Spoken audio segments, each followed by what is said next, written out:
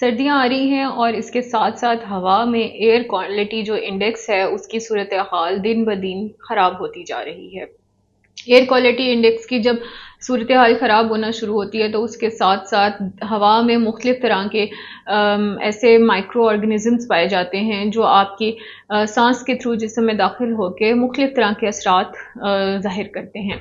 इसीलिए जब स्मॉग आती है तो उन दिनों में बहुत ज़्यादा लोग जो हैं वो मुख्तलिफ तरह के चेस्ट इन्फेक्शंस का और सांस की बीमारियों का शिकार रहते हैं। अब चूंकि गुज़श्ता कुछ सालों से ये मुसलसल ये हमें ये मसला दरपेश है, तो क्यों ना इसके लिए कुछ एहतियाती तदाबीर इख्तियार की जाएं जिन पे अमल करके किसी हद तक हम स्मॉग और उसके मुज़र असरात से बच सकें। इसमें सबसे पहले कोशिश करें कि जब भी आप कहीं बाहर निकलने लगे, सबसे पहले तो कोशिश करें कि गैर ज़रूरी आप कहीं बाहर ना निकलें।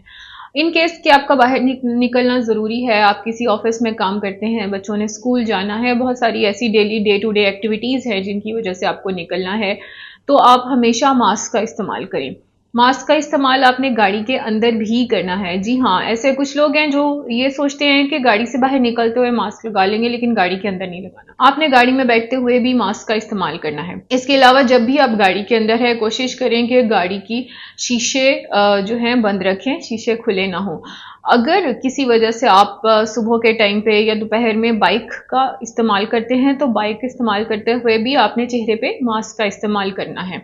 इसके अलावा घरों में पर्टिकुलरली आप कोशिश करें कि दरवाजे और खिड़कियां बंद रखें। हम अक्सर कोशिश करते हैं कि जब मौसम अच्छा है, ठंडा है, तो हम सनलाइट के लिए या अच्छे मौसम में ठंडी हवा के लिए खिड़कियां खोल लेते हैं, लेकिन उसी हवा में जो है वो एयर क्वालिटी इंडेक्स ख़राब होने की वजह से बहुत सारे ऐसे केमिकल्स मौजूद होते हैं जो आपका सांस खराब करने के लिए या आपका चेस्ट इन्फेक्शन करने के लिए काफ़ी हैं। सो ये स्मॉग के मौसम में पर्टिकुलरली कोशिश करें कि अपने घरों की खिड़कियां और दरवाजे भी बंद रखें। ऐसे तमाम लोग जो एयर प्योरीफायर्स को बाय करना अफोर्ड कर सकते हैं या ह्यूमिडिफायर्स बाय कर सकते हैं, तो मेरी उनसे गुजारिश है कि वो ज़रूर एयर प्योरीफायर या ह्यूमिडिफायर को ऐसी जगह पे घर पे रख लें जहाँ पे उनका बैठना सबसे ज़्यादा होता हो, जैसे कि टीवी लाउंज है, या फिर रात को सोते हुए कोशिश करें कि आप अपने बेडरूम में जो है वो एयर प्योरीफायर का इस्तेमाल कर लें।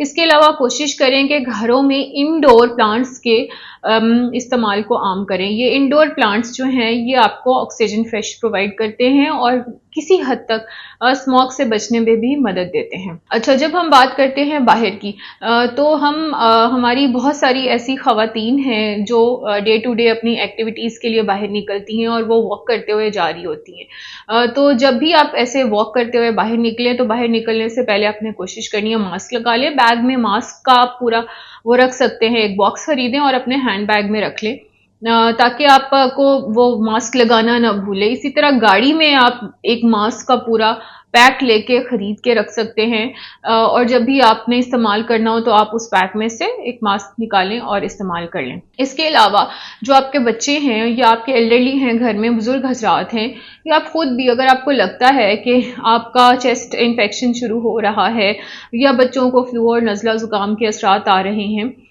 तो कोशिश करें कि बच्चों को तकरीबन 15 से 20 मिनट तक 1 से 3 दफ़ा भाप लाजमी दें, और ये आप खुद भी कर सकते हैं, अपने बुजुर्गों को भी दिलवा सकते हैं, क्योंकि जब स्मॉग के असरात जिस्म पे ज़ाहिर होते हैं तो उसमें नज़ला ज़ुकाम हल्की नौयत से लेकर शदीद नौयत तक का हो सकता है, सांस की बीमारियां हो सकती हैं, चेस्ट इन्फेक्शन हो सकता है, नमूनिया हो सकता है।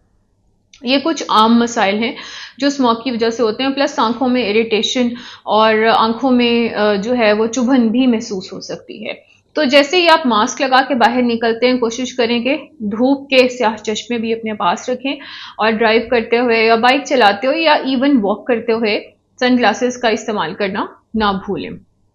इसके अलावा ये सारी एहतियाती तदाबीर इख्तियार करने के अलावा आपने जो सबसे बेहतरीन काम आप अपने लिए कर सकते हैं अपनी ज़ात के लिए, वो ये कर सकते हैं कि आप अपनी इम्यूनिटी यानी आपकी जो क़ुव्वत मुदाफ़ियत है उसको स्ट्रॉन्ग करें। इम्यूनिटी स्ट्रॉन्ग करने का बेहतरीन तरीका यह है कि आप अपनी खुराक में प्रोटीन शामिल करें। तो जब आप नाश्ता करने लगें तो नाश्ते में अंडा आप ले सकते हैं। अगर आप ब्लड प्रेशर के मरीज़ हैं तो अंडे पे नमक ना डालें, और अगर आप हाई कोलेस्ट्रॉल के मरीज़ हैं यानी आपके कोलेस्ट्रॉल लेवल ज़्यादा रहते हैं तो आप अंडे की जर्दी निकाल दें और सिर्फ सफ़ेदी का इस्तेमाल करें। लेकिन जब आप नाश्ते में अंडे का इस्तेमाल करके निकलते हैं तो आपके बाहर निकलते ही आपकी जो कुव्वत मुदाफ़ियत है वो आपकी बॉडी के खिलाफ वायरसेस से लड़ना शुरू कर देती है और आपकी कुव्वत मुदाफ़ियत बहुत स्ट्रांग हो जाती है। इसी तरह कोशिश करें कि लंच या डिनर में कुछ हिस्सा प्रोटीन का या गोश्त का या अंडे का या चिकन का या फिश का ज़रूर हो आपकी डाइट में। सो इन कुछ बातों पे अमल करने से आपकी कुव्वत मुदाफ़ियत स्ट्रांग होगी। और डोंट फॉरगेट अबाउट द सब्जी पार्ट।